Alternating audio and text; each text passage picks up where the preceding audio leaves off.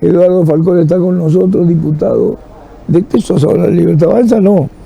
Chiche, siempre me preguntás lo mismo. Soy del bloque del MID, desarrollista.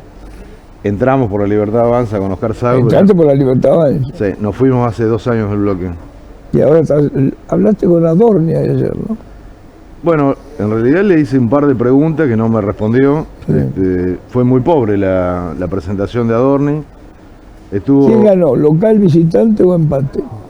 No, yo creo que fue neutro, pero la situación de Adorni políticamente me parece que es la misma. Está terminado políticamente, no tiene autoridad, no puede ser jefe de gabinete.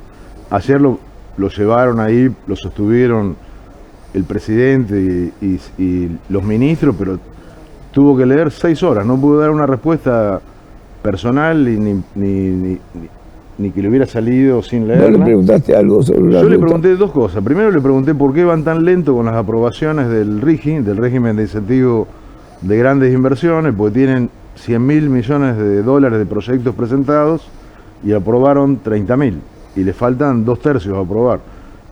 Y vos imaginate que el 40% de esa inversión la tienen que poner en los 2 primeros años y el gobierno todavía no los aprobó. No los aprobó. No aprobó el gobierno. Entonces yo lo que dije, ¿por qué no lo aprueban?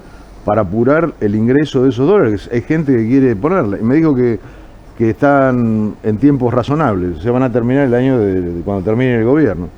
Y después otra cosa que le pregunté es sobre el plan de infraestructura vial que anunció Caputo hace como un mes. No sé si ahora hay un plan de licitación de concesiones viales que son para mantener lo existente en todas las rutas nacionales, en 8.000 kilómetros de rutas nacionales, pero no van a ser ni 1 kilómetro de doble vía ni de autopista, nada. Es mantenimiento, la están privatizando, cosa que me parece bien, pero Toto Caputo anunció hace un mes que iban a hacer un plan privado para convertir y para crear nuevas rutas o duplicar calzada de 12.000 ¿Por qué quiere que el gobierno lo banca a Adorni? Y no me respondió. Le pregunté por eso y no tiene la menor idea de Adorni. Creo que no sabe ni lo que le pregunté ni lo que le dijeron que me responda. ¿Por qué crees que lo banca el gobierno? Sago y yo estamos pidiendo hace un mes que se tiene que ir porque le hace mal a Milei y le hace mal al gobierno. Hay distintas versiones, alguna que dice que no quieren entregarlo porque si no después van a ir por Karina o por él mismo, cosa que yo no creo. Me parece que Adorni es totalmente reemplazable, no tiene ningún volumen político, nunca lo tuvo, es un buen vocero, pero el jefe de gabinete me parece que le queda grande la camiseta. Y a otros dicen que también puede hacer pujas internas, que no se resuelven, ¿viste? Así que no lo sé porque no estoy en el gobierno, pero nosotros estamos diciendo que se tiene que ir, ya hace 40 días que tiene el gobierno paralizado. Si vos le preguntás a cualquier ministro en off, te dice que se vaya mañana porque no pueden hablar de otra cosa, de ningún plan, porque le preguntan por Adorni. Le preguntás hasta, inclusive a los diputados de la Libertad Avanza, lo tiene que defender en público, pero en privado te dicen está terminado. ¿Por qué te fuiste de la Libertad Avanza? Nosotros nos fuimos hace 2 años del bloque porque tuvimos un problema con una designación de una diputada en la comisión de juicio político, la diputada Pagano, sí. Pero aparte después empezamos a tener más diferencias con relación al plan económico. El primer año nos parecía que estaba bien, la racionalización del Estado, el régimen de inversiones, esas cuestiones me parecían, pero después el ajuste se agotó. Esto abrieron inclusive a las importaciones, retrasaron el dólar, así que las críticas mías, que soy economista, hacia el plan económico han sido crecientes, pero cuando nos fuimos por una cuestión casi te diría doméstica, interna del bloque. Está bien, pero digo, y cuando te encontrás con él, ¿te reconoce como...? No, bueno, hace un año que no lo veo al presidente. Después que nos fuimos del bloque, nos invitaba a reuniones que teníamos semanalmente en Casa Rosada y yo le hacía preguntas sobre cuestiones económicas, pero hace un año y medio que prácticamente un año y medio que no tenemos contacto personal ni ningún diálogo con Milei. Sí con Martín Menem, que es el presidente de la Cámara. Tenemos nuestras diferencias, pero también tenemos acuerdos, pero con el presidente no. Y yo creo que tiene que rectificar el plan económico, porque si no va a tener problemas el gobierno. Fíjate que ya tiene 10 meses seguidos de suba de inflación por goteo, caída de recaudación, cierre de empresas. Pero no lo reconocen.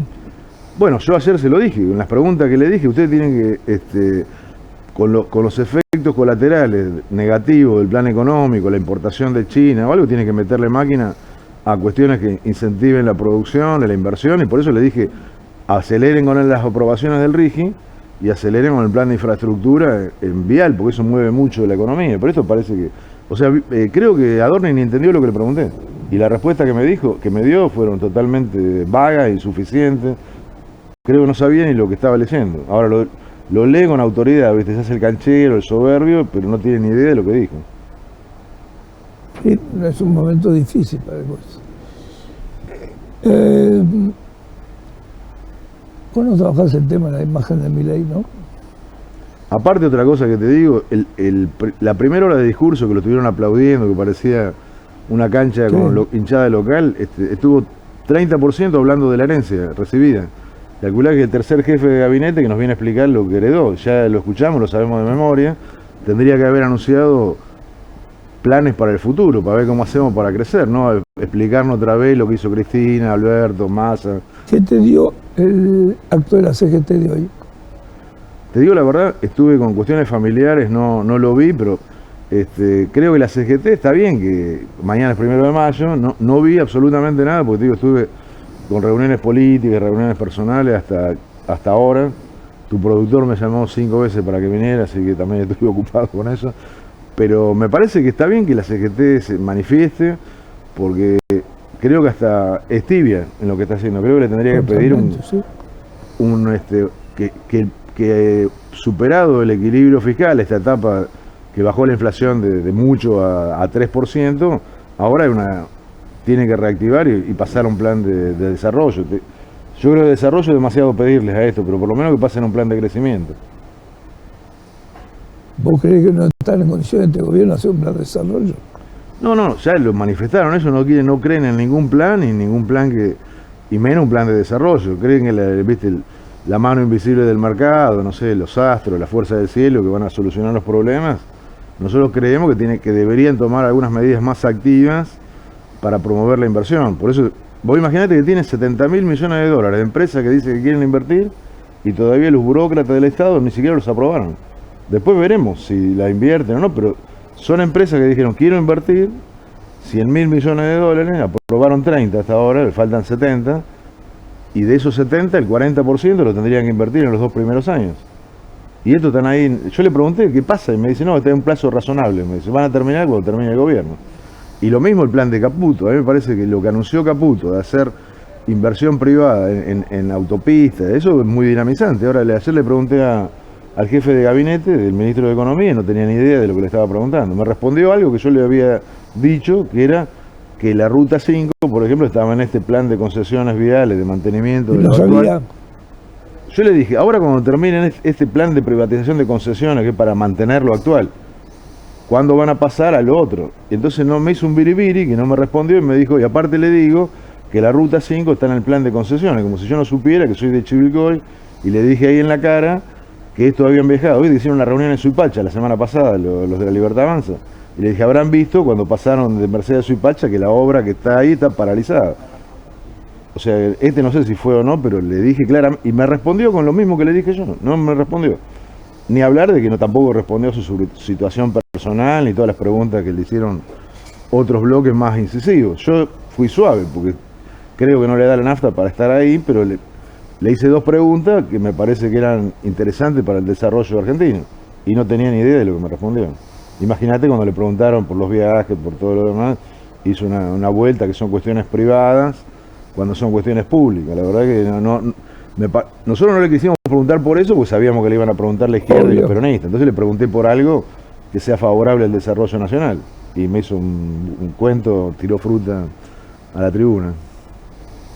¿De dónde salió Adorni? ¿De qué sector? ¿Tenés una idea de dónde Mira, vino? yo te digo, Oscar estuvo más tiempo con la Libertad Avanza y desde el 2021, viste que Javier y Victoria fueron elegidos diputados con la personería jurídica del MID en el 2021, así que los conoce de ahí.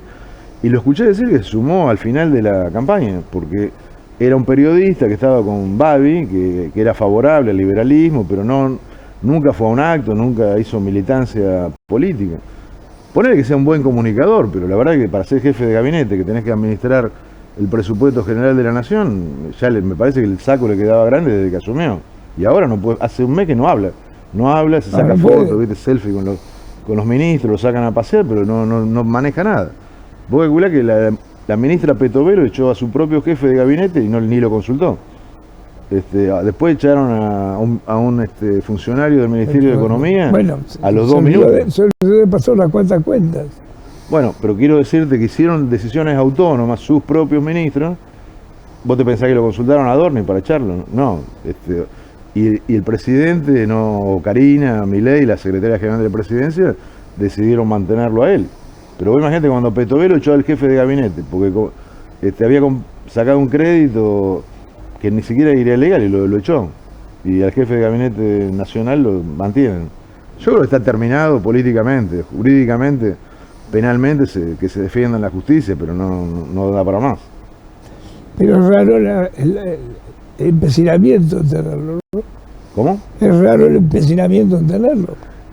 Es probable que no tengan un reemplazo de las características de Adorni. Porque Adorni es una persona que, tiene una especialidad periodística, de vocero, o tenía, porque ya no puede enfrentar a un periodista, porque tuvo que suspender una conferencia de prensa después de la fallida que tuvo, porque lo iban a crucificar. Pero como condiciones de gestor y de ser jefe de gabinete, me parece que... Andás a ver. No sé qué calidades tenía. Es contador, economista, pero bueno, no le iba muy bien antes de asumir en el gobierno y ahora tiene un crecimiento vertiginoso. Eduardo, gracias por visitarnos. No, gracias a vos, Chiche, siempre me tratás muy bien. Un placer. Está pensando qué van a comer. Elegí calidad sin pagar de más. Fideos Marolio, mira. Marolio le da sabor a tu vida y sin pagar de más. Fideos Marolio, precio sugerido al público, 790 pesos. ¿Para qué pagar de más por un producto igual? Conseguilo en todos lados. Tigre es seguridad. Más de 2.200 cámaras vigilan cada rincón del municipio. Con tecnología, prevención y presencia constante, trabajamos para que vos y tu familia vivan tranquilos. Descarga la app Alerta Tigre Global y conectate con tu municipio. Tigre, municipio. Gastón Alonso, ¿Qué tal, vos sos economista. Soy economista. ¿Cómo están dando los números? Muy mal. Sí, la verdad que venimos de varios números de economía real. Yo lo comentaba la semana pasada. Hay una economía financiera que viene muy bien, un dólar estable que esta semana igual levantó, el riesgo país que viene medianamente bien, pero la economía real que no levanta. Justo hoy estamos al cierre de mes y se espera uno de los sectores que mejor venía, que es la venta de autos, ¿no? Fíjese que... Está complicada la venta de autos. Exactamente, este mes en particular viene bastante mal. ¿Qué había pasado a diferencia de la producción de autos? Bueno, la producción de autos venía muy mal, de hecho más o menos 30% por debajo de los niveles de 2023, pero la venta de autos viene en niveles muy altos, ¿sí? ¿Por qué pasa eso? Bueno, porque el último informe que veíamos de patentamiento del INDEC de autos, el 80% son autos importados, ¿sí? Es decir, hay una apertura muy grande cuando uno ve en la calle, bueno, muchas marcas, sobre todo de los autos chinos, ¿no? que llegaron, bueno, en su momento los 5.000 autos que llegaron al puerto de Zárate, ¿no? De la marca china también que había impactado muy fuerte, pero la venta mal que mal venía bien. Bueno, este mes de abril está cerrando hoy los números, en breve vamos a tener los números de ACARA, que es la Cámara de Concesionarios Argentinos, que adelantan que viene bastante mal, ¿sí? Que puede cerrar muy mal un número, insisto, de un sector, o por lo menos un indicador que venía muy bien en relación a todo lo demás. Obviamente que tenemos dentro de esta economía actual, con sectores que crecen y sectores que caen, la industria, el comercio y la construcción como los tres sectores más golpeados. Vamos a ver obviamente qué dicen los números de este abril que está terminando hoy, que seguramente la semana que viene vamos a tener algo para ver. ¿Hay un mundo que ande bien? ¿Algún lugar que ande bien? Bueno, sí, a ver, siempre lo decimos, ¿no? El sector agropecuario, el sector minero, el sector financiero, son tres sectores que vienen creciendo muy fuerte, particularmente el sector agropecuario, 40% de crecimiento contra 2023. Obviamente comparamos contra un 2023 que fue muy malo, pero también hubo una sequía muy importante. Pero digo, en los otros tres sectores, lo que uno ve en la calle en general, lo que uno ve que impacta en los comercios, en los cierres de comercios, semana a semana, relevamientos que hay respecto a estos datos, es la falta de venta. ¿Sí? La falta de venta que obviamente se ve en los informes. Cuando le preguntan a los empresarios qué problema tenés, la respuesta mayoritariamente es no estoy vendiendo. Nosotros le pedimos a los actuarios de un plan económico que nos digan qué va a pasar esta noche, dentro de 2 horas, 3 horas. El que menos recibe aumento son 800 pesos por mes, que va a tener que poner más, sin que le cambie el salario. De transporte. Sí, bueno, a ver. 800 pesos es plata. No, totalmente. El subte también aumenta casi Promedio, 1.500 no importa, pesos. tome subte, colectivo, todo lo que vos quieras. 800 pesos de base. Totalmente. Bueno, a ver, eso es lo que está haciendo el gobierno. Yo, por lo menos, explicar qué es lo que intenta hacer el gobierno con estas medidas, ¿no? Porque en un contexto donde veíamos al principio de la semana, la confianza del gobierno cayó 12%. Digo, la imagen viene muy complicada, un montón de consultoras que, bueno, obviamente después uno puede decir si la consultora está bien o mal, cómo lo mide, han fallado muchas veces. En definitiva, lo que vemos en la mayoría es que cae muy fuerte la imagen. Y el dato de confianza del gobierno de Itela, que cayó 12% en abril, dato del lunes. ¿Por qué hace esto el gobierno? Que obviamente en un contexto donde debería ser algo positivo, bueno, uno dice, che, me aumenta el transporte, en un contexto también donde tuvimos varios problemas con el tren, tuvimos varios problemas con varias líneas. A mí no me gusta hacer personal la cosa, pero digo, yo soy de Boulogne, esta semana cerró una línea que es la 707, que usábamos con mi familia para ir al trabajo, para ir a la escuela. Algunos amigos nos comentaban estos días que... Histórica. Histórica, que además conectaba Boulogne con San Isidro. Pero esto es lo más interesante, digo, amigos que nos cuentan ahora, che, para llevar a la línea del jardín tengo que tomarme un Uber, en un contexto donde los ingresos están muy difíciles. Pero vuelvo más allá de lo personal. Lo que está haciendo el gobierno, que está claro desde que avisó que al final no se iba a hacer el cambio de IPC, es acomodar todo el tema de subsidios. ¿Por qué? Porque no lo quiere hacer el año que viene. El año que viene, que es electoral. Exactamente, el gobierno quiere llegar con las cuentas ordenadas. ¿Qué está pasando con las cuentas estos días? Como la economía en estos 3 sectores que te decía, industria, construcción y comercio, viene muy mal, esa parte es la que más contribuye con la recaudación. El IVA, puntualmente, uno de los principales tributos mes a mes. Bueno, como cae la recaudación, el gobierno, para mantener ese equilibrio fiscal, se vio obligado a bajar el gasto. ¿Cuál es uno de los gastos más importantes que tiene el gobierno? Lo que es el gasto por subsidios energéticos y de transporte. Y vuelvo a lo IPC. ¿Qué hizo el gobierno a principio de año? Que fue lo que generó la salida del exdirector del INDEC. Avisar, cuando había dicho en octubre que iba a hacer el cambio de metodología, que al final no se iba a hacer, que se iba a postergar. ¿Por qué era eso? Porque sube la ponderación en servicios. Entonces, con lo que tenía planeado el gobierno, que era aumentar justamente las tarifas porque baja la contribución de parte del Estado, entonces los usuarios pagamos más en los transportes. Bueno, como eso se iba a haber impactado en el IPC, el gobierno dijo, no, esperemos, no cambiemos al IPC nuevo porque la ponderación en lo que es servicios iba a aumentar mucho y por ende la inflación iba a bajar mucho más. ¿Por qué no pueden bajar la inflación? Bueno, a ver, hay que ver qué pasa en los próximos meses porque es cierto que veníamos con este principio de año tuvo 2 shocks muy grandes. En primer lugar, el aumento de la carne, ¿no? La carne es uno de los productos que más pondera dentro del IPC, de la inflación. Y en segundo lugar, lo que ya sabemos todos, que fue el aumento de las naftas, ¿no? El aumento del petróleo, la guerra, el conflicto de Medio Oriente, eso impactó, generó un aumento más o menos del 25% de las naftas en marzo. Eso por ahora terminó, igual ayer volvió a subir muy fuertemente de nuevo el precio del petróleo, tanto de Estados Unidos como el de Europa, el WTI y el Brent, subieron mucho, hay que ver qué pasa en los próximos días, pero imaginando que no pasa más nada con las naftas, es probable que la inflación de abril gire en torno al 2,5, es decir, baje de 3,4 a 2,5. Ahora, ¿esto significa que el gobierno va a llegar? 2,9.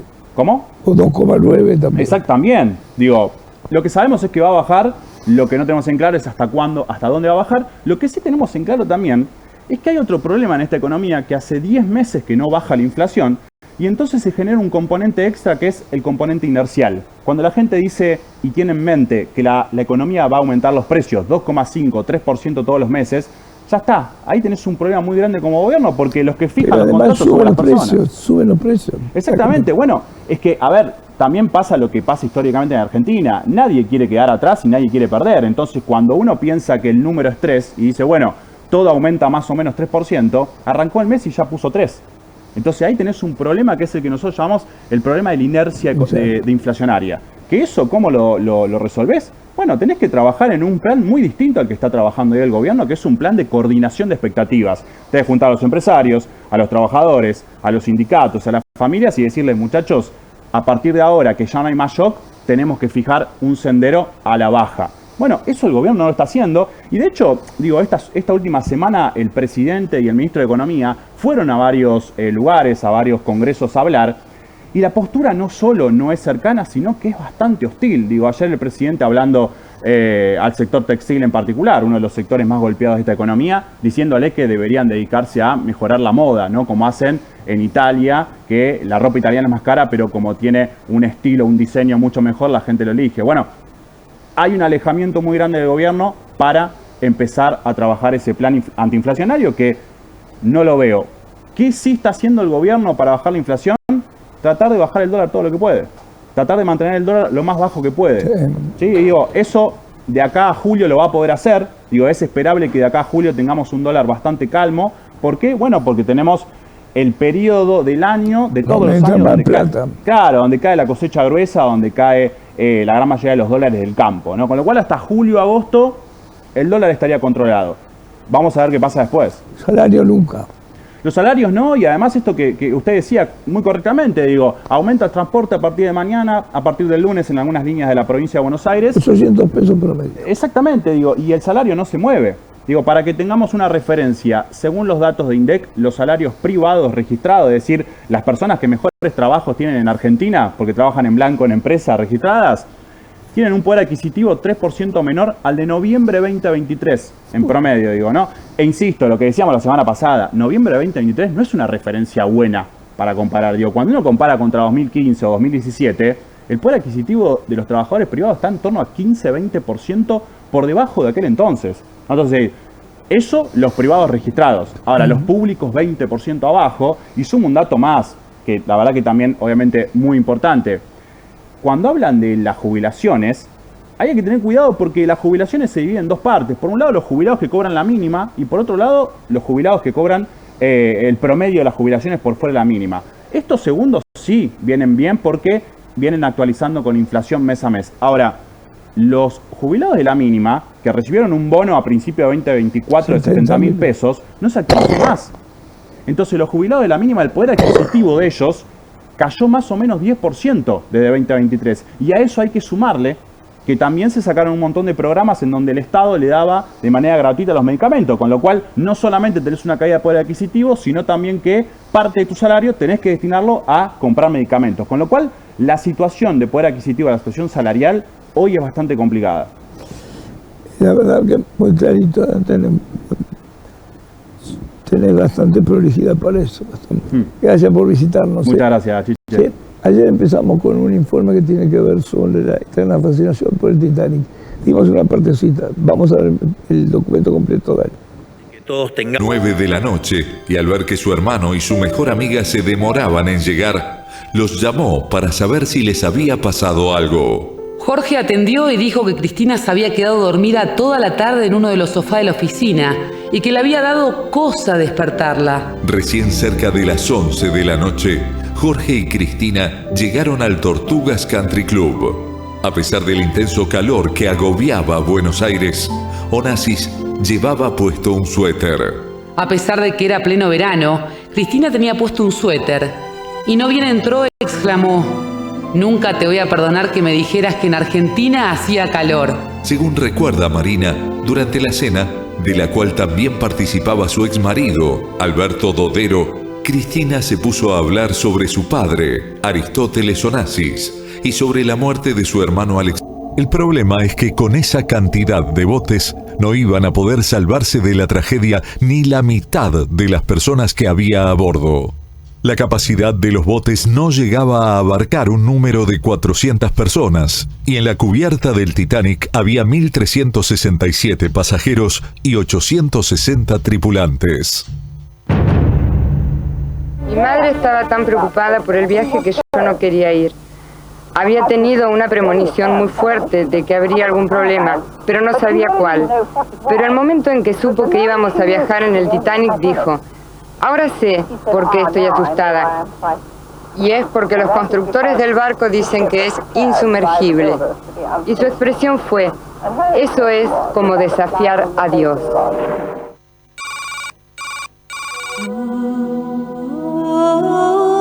El multimillonario John Astor, que realizaba su viaje de bodas con su segunda esposa, logró encontrarla aterrada entre una multitud enloquecida. La llevó hasta un bote salvavidas, pero al querer subir, un marinero le cortó el paso, alegando que en los botes tenían prioridad las mujeres y los niños. Así fue como John Astor observaba desde la baranda del Titanic la imagen de su esposa que se perdía en un pequeño bote sobre el mar. El hombre más... A ver, vamos a poner las cosas claras, o se han confundido todas las cosas. Vamos a empezar la eterna fascinación por el Titanic, que lo podemos dar ahora. Dale, vamos.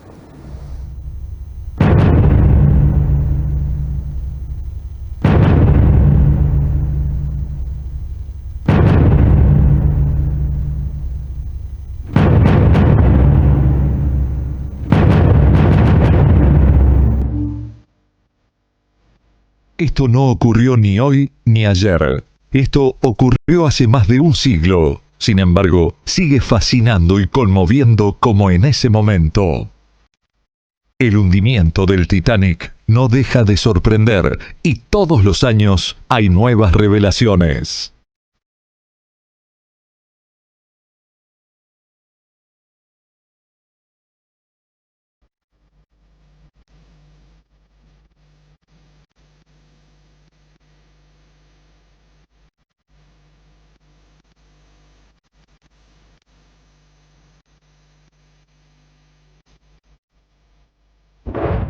Una valija encontrada en las últimas expediciones a este cementerio a 4.000 metros de profundidad en el Atlántico Norte descubrió un dato sorprendente.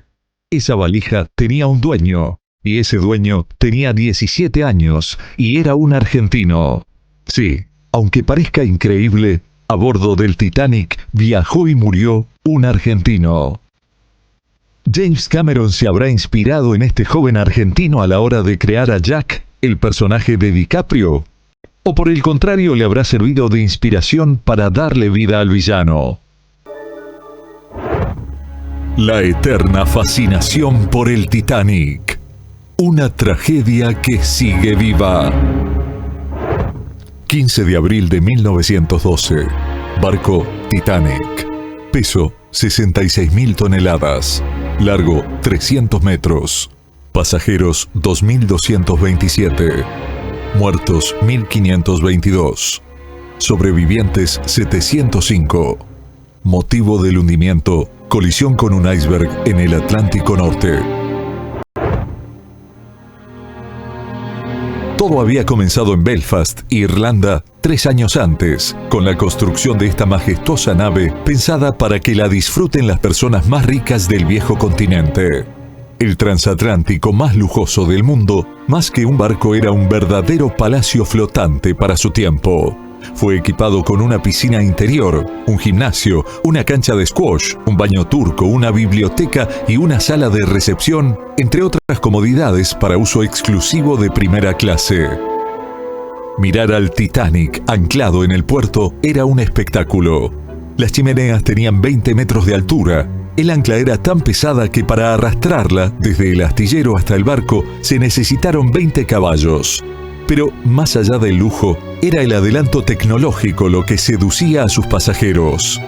Como gran novedad, el barco incluía una doble línea de flotación y 16 cámaras que se podían aislar con puertas herméticas en caso de un accidente. En el peor de los casos, se podían inundar hasta 2 de esas cámaras sin provocarle un peligro al barco. Esa noche, el Titanic chocó a las 23:40 contra un enorme témpano de hielo. Después de la colisión, y en pocos minutos, 6 de las cámaras de doble fondo se llenaron de agua. El barco comenzó a inclinarse hacia la proa. El capitán, Edward Smith, mandó a verificar los daños, pero nada podía hacerse. La colosal embarcación ya estaba herida de muerte y 1.522 personas iban a perder la vida pocos minutos después. Investigando y removiendo permanentemente sus restos hundidos, y se diseñan robots especializados para filmar y fotografiar los restos de este barco. Eran las 23:45 del domingo 14 de abril de 1912. El Titanic estaba por completar su 4ª jornada de navegación a una velocidad de 45 km/h. En 3 días tenía que llegar al puerto de Nueva York, batiendo así un récord de velocidad y quedando en la historia como el primer barco que había sido capaz de cruzar el Atlántico en una semana. Una orquesta tocaba para los pasajeros de primera clase. Las lujosas arañas de cristal iluminaban el salón principal. En ese momento, el señor John Astor, uno de los hombres más ricos del mundo, advirtió que los motores del barco se habían detenido bruscamente. De pronto un aire helado lo hizo estremecer. Se levantó el cuello del saco y miró el reloj de bronce ubicado en el descanso de la escalera. Advirtió que algo extraño ocurría y observó cómo algunos miembros de la tripulación comenzaban a correr. El capitán Smith, que se encontraba frente al timón principal, ya sabía que el barco tenía una avería irreparable. El choque contra el iceberg había desencadenado el principio de esta trágica historia. De repente el barco frenó. No hubo alboroto. Fue como frenar un auto y que pare de golpe. Yo fui a la cubierta y al mirar hacia abajo, no pude ver ningún daño en el barco. Pero lo que sí vi fue hielo en la cubierta. Y pensé, oh Dios mío, chocamos contra un iceberg.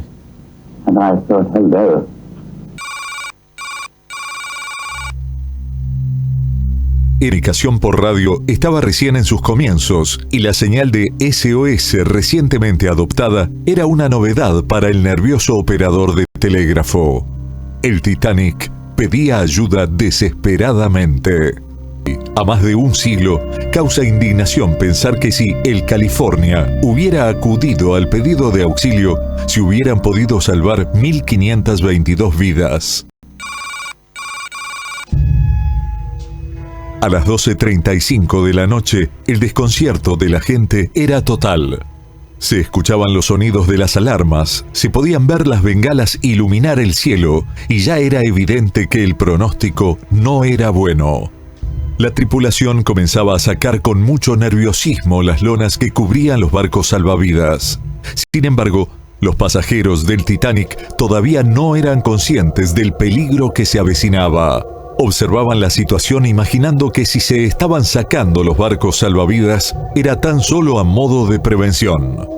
Los viajeros negaban lo que estaba ocurriendo y fueron muy pocos los que entendieron que el Titanic se estaba sumergiendo y que ya no quedaba mucho tiempo para poder salir con vida. Para los pasajeros no era posible que esta poderosa embarcación, aparentemente tan segura, dejara de flotar. Tanta confianza tenía todo el mundo en la fortaleza del Titanic que la prevención y la seguridad habían sido dejadas de lado de una manera alarmante. Fue por eso que tampoco se habían realizado ejercicios previos de salvataje, ya que como tenía fama de insumergible, nadie pensó jamás que alguna vez se iban a tener que utilizar los botes salvavidas. Por esta convicción tan absoluta de que esta embarcación era la más segura del mundo, es que en el Titanic solamente había 20 botes salvavidas, 16 de madera y 4 inflables. El problema es que con esa cantidad de botes no iban a poder salvarse de la tragedia ni la mitad de las personas que había a bordo.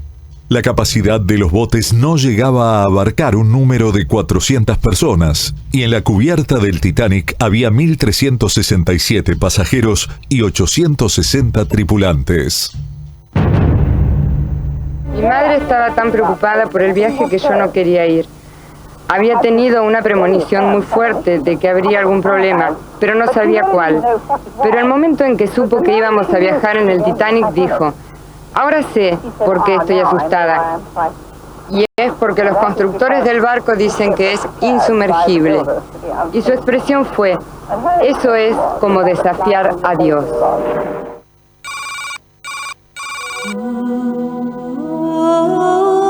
El multimillonario John Astor, que realizaba su viaje de bodas con su segunda esposa, logró encontrarla aterrada entre una multitud enloquecida. La llevó hasta un bote salvavidas, pero al querer subir, un marinero le cortó el paso, alegando que en los botes tenían prioridad las mujeres y los niños. El hombre más rico de Inglaterra, con todo su dinero, carecía de poder para obtener un lugar en esa frágil embarcación de madera. Un distinguido matrimonio mayor, el señor y la señora Strauss, estaban en cubierta, tomados de la mano. Como el señor Strauss era muy mayor, le ofrecieron un lugar en el bote, pero él no aceptó. La señora Strauss decidió no subir al bote sin su esposo y se quedó en cubierta. Por más que la tripulación les pedía que se subieran a una de las naves de salvataje, los Strauss decidieron ir a su camarote y abrazarse, esperando juntos la llegada de la muerte. Sin embargo, el momento más trágico aún no había llegado. A la 1 de la madrugada, el agua que penetraba por las hendiduras llegó a las calderas, produciendo una terrible explosión que partió el barco en dos. El Titanic se convulsionó, quedó a oscuras y comenzó a perderse en el mar. Los sobrevivientes escucharon un estruendo que perduró de por vida en sus oídos.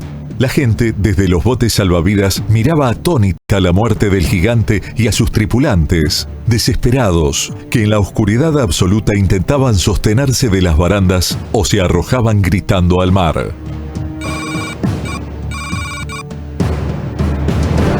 A las 2:20, el palacio flotante desapareció de la superficie cubierto por las gigantescas olas y dejando un infinito silencio sobre el Atlántico Norte.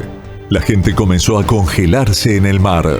Los botes salvavidas que quedaron en ese momento dispersos en el mar eran escasos. Las mujeres y los niños ocupaban esas naves. El reparto no fue nada equitativo. Casi el 100% de estas mujeres y niños eran adinerados pasajeros que viajaban en primera clase. Mientras tanto, en Inglaterra todo era una confusión. Las ondas de radio llevaban mensajes contradictorios, predominaban las versiones optimistas y los creadores del barco afirmaban que era imposible que el Titanic se hundiera. La empresa propietaria del barco, la White Star Line, procuraba que se mantuviera la calma. Los ejecutivos de la empresa decían en su comunicado que todo era un malentendido y que el Titanic era insumergible. A las 7:40 de la mañana del 15 de abril de 1912, los sobrevivientes que soportaban las bajas temperaturas divisaron un barco. Era el Carpathia, que navegaba rumbo al Mediterráneo cuando escuchó los gritos desesperados de socorro. El Carpathia varió su rumbo y se fue hacia la zona plagada de hielo. Sus tripulantes tardaron 4 horas en recoger a todos los sobrevivientes.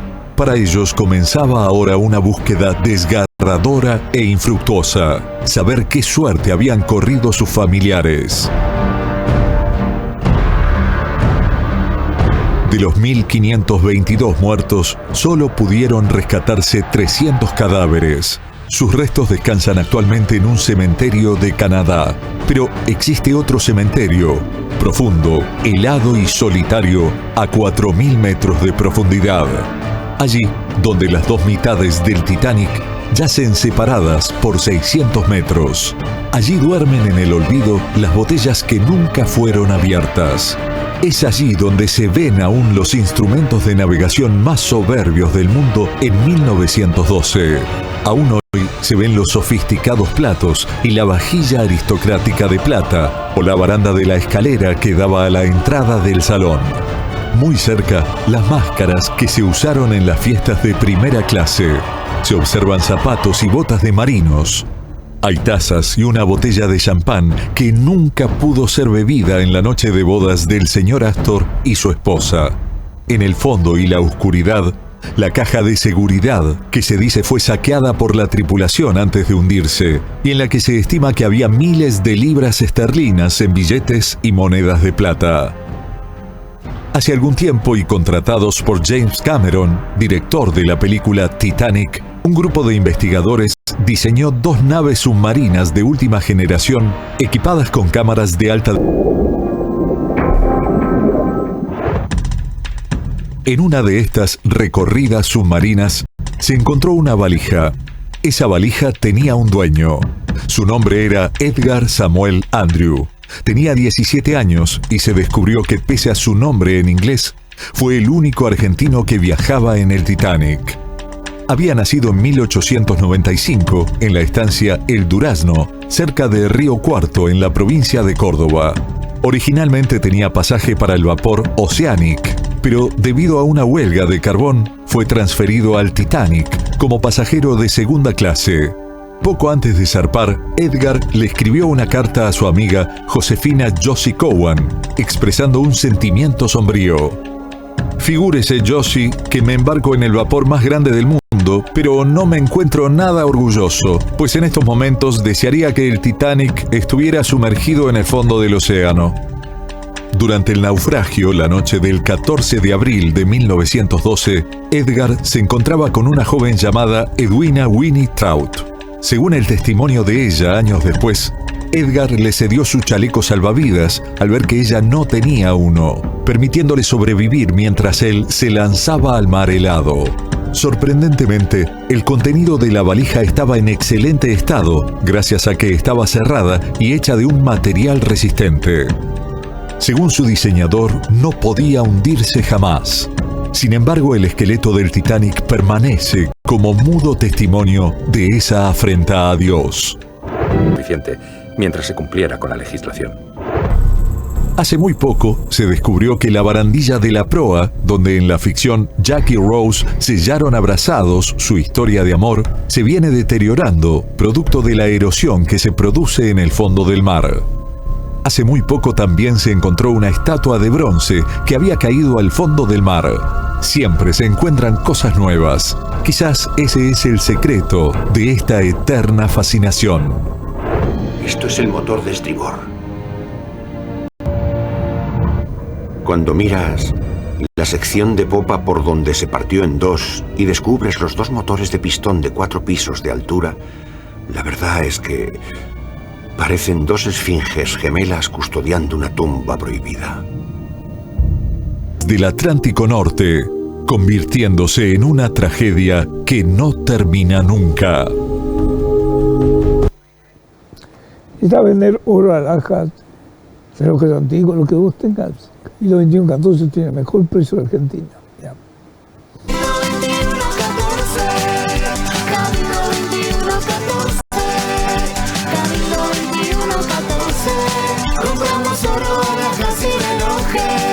Cabildo 2114, donde respetan el valor de tus afectos. Maxi Consumo siempre te da algo más y ahora te vas a sorprender con estas ofertas increíbles pero reales. Maxi ofertas imperdibles que para que ahorres de verdad. Mira. Maxi Consumo siempre te da algo más. Y ahora mucho más. Yerba Marolio por 500 gramos, 999,90. Gaseosas Freshy por 2 litros 250, 1099,90. Maximizate y ahorrá de verdad. Maxi Consumo. Tigre es seguridad. Más de 2.200 cámaras vigilan cada rincón del municipio. Con tecnología, prevención y presencia constante, trabajamos para que vos y tu familia vivan tranquilos. Descarga la app Alerta Tigre Global y conectate con tu municipio. Tigre, municipio. Vamos a un pequeñísimo corte y luego volvemos. Dale.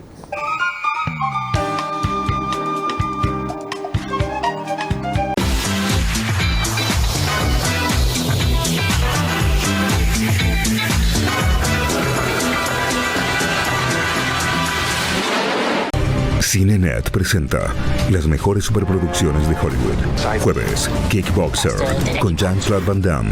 Viernes, Asesinos al Amanecer con Michael Madsen.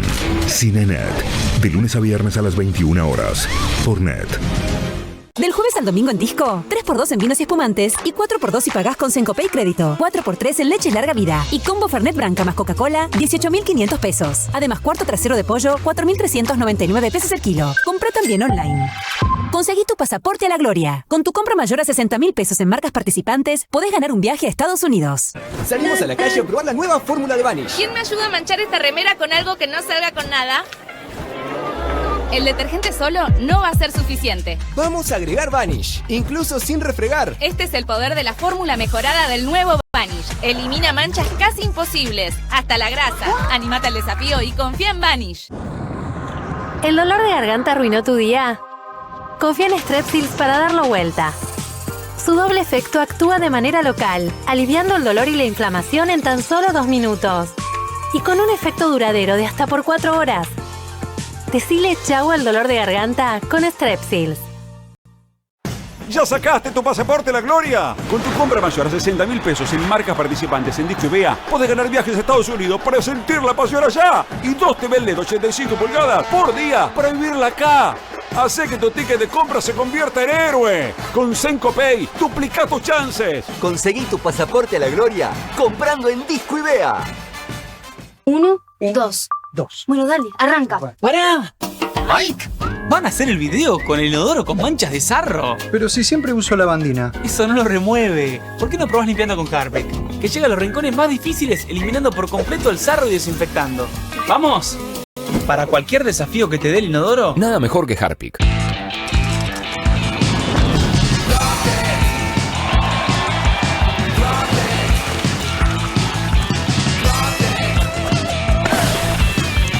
Rocklets, la forma más divertida de comer chocolate. En casa lo cuido yo. Y afuera lo protege Spadol. Porque la mayor cantidad de infecciones ocurren a través de las manos. Y solo Spadol con su fórmula superior te provee de 12 horas de protección, asegurándote que tu familia permanezca protegida y vos sin preocupaciones. Spadol, protección que te acompaña. Presentamos el School Master Pro, la afeitadora para hombres de cabezal doble. El School Master Pro tiene 2 lados para darte 2 tipos de afeitadora en una sola. De un lado, una afeitadora para barba y cuerpo, con cuchillas cerámicas de precisión diseñadas para el mejor resultado. Del otro, hay una micro cuchilla giratoria de acero inoxidable que te da la terminación ideal. Su diseño ergonómico tiene un mango antideslizante que funciona seco o mojado y se carga con USB para darte hasta 2 horas de funcionamiento. Tiene luces LED duales para que puedas ver cada detalle. Recorta los costados y dale forma a tu barba. Todo esto sin irritación, lastimaduras o pelos encarnados. La banda del lado cerámico tiene 4 posiciones para que elijas el largo perfecto para tu barba. Y para una piel suave, la cuchilla microfina del lado de terminación te da la afeitada más al ras posible. Y en las áreas delicadas o sensibles, School Master Pro te cuida incluso ahí abajo. Eso me gusta. School Master Pro es la solución definitiva para todo el cuerpo. Llama ahora o entra a nuestro sitio web para conseguir el combo completo de Skull Master Pro a un super precio. Pero si lo pedís hoy, vas a recibir un descuento especial.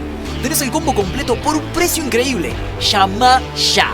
Escanea el QR, ingresa a nuestra página web o llama al teléfono en pantalla. No demores más, descubre los productos más novedosos y exclusivos en tvcompras.com. No pierdas tiempo, aprovecha esta oferta y obtén este fantástico producto de TV Compras. Llama ya. Jumbo Extremo. Este fin de semana 4x3 en leches larga vida, 3x2 en vinos y espumantes, 35% de descuento en marcas de yerba, jabón para la ropa y lavavajillas. Y combo Fernet más Coca-Cola 18.500 pesos. Jumbo te da más. El Señor de los Cielos, la telenovela suceso en todo el mundo. Una feroz lucha de poder, lealtades de familias y peleas explosivas para mantener el imperio. El Señor de los Cielos, de lunes a viernes a las 22:30 por Net.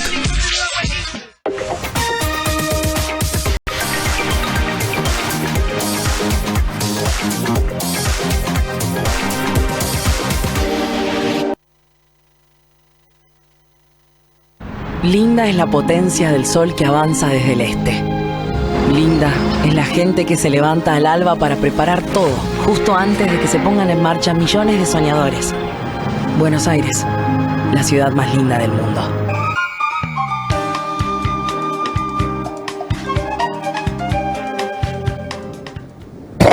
Perdón, estamos en línea con Gastón Toro, que es un analista de las cosas que puede hacer en la Argentina. ¿Cómo estás, Gastón? Gracias por atendernos. ¿Cómo estás, Chiche? Buenas noches. Dime una cosa, Gastón. Quiero saber lo siguiente. ¿Se está cayendo la imagen de Milei? Sí, en realidad la imagen de Milei viene desgastándose desde hace aproximadamente un año, pero está, digamos, todavía está lejos de decir que es un gobierno que está caído. Hoy está en lo que se llama comunicación política, es un bloque duro, con un 36 a 40% de imagen positiva, que es su núcleo duro, con una negativa alrededor del 20% y el resto es regular. Nosotros, la característica que tenemos es que las encuestas que hacemos son presenciales y el regular para nosotros es muy importante porque es como el indeciso en una intención de voto, es el que te termina definiendo el partido. Pero ¿por qué algunos tienen en estos momentos que está en caída libre Milei? ¿De dónde sale eso?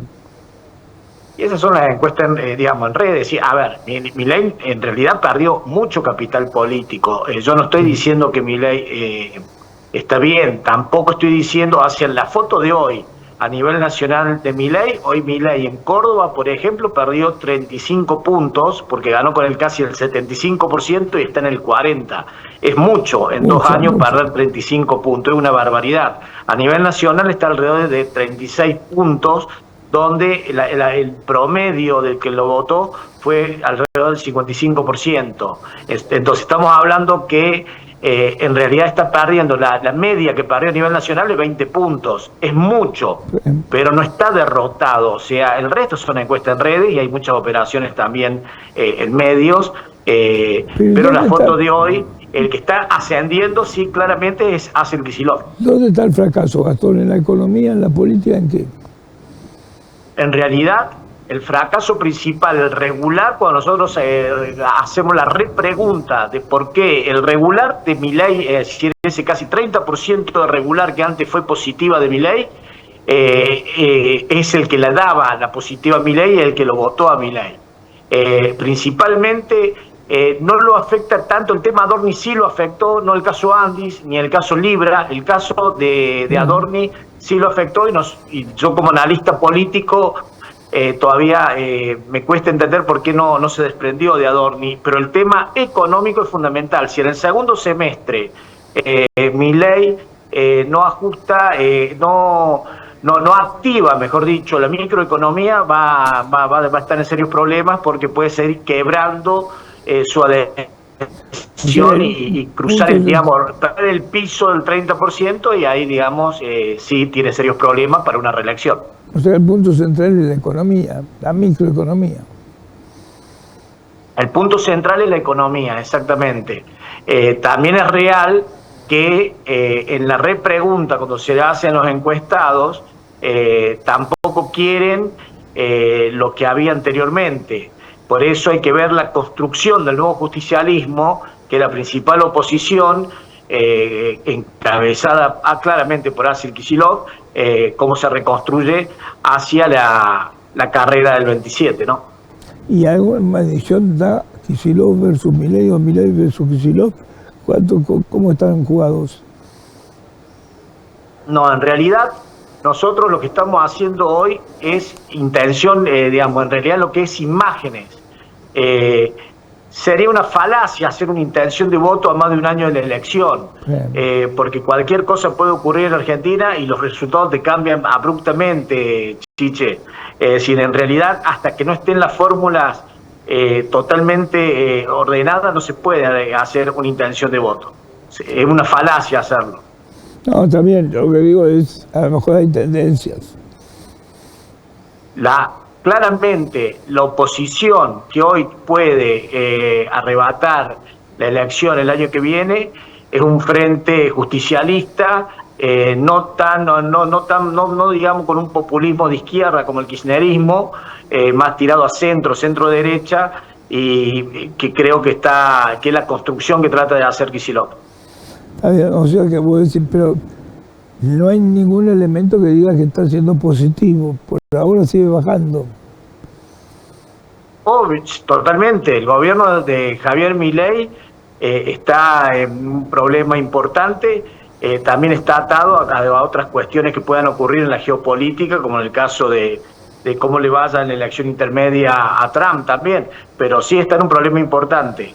Lo que hizo ayer Javier Milei, en esa foto tribunera en el Congreso Nacional, básicamente fue para focalizar, porque ellos trabajan mucho con Big Data y microsegmentación, y eso es para focalizar su núcleo duro, que vuelvo a reiterar, está entre el 35 y el 40%.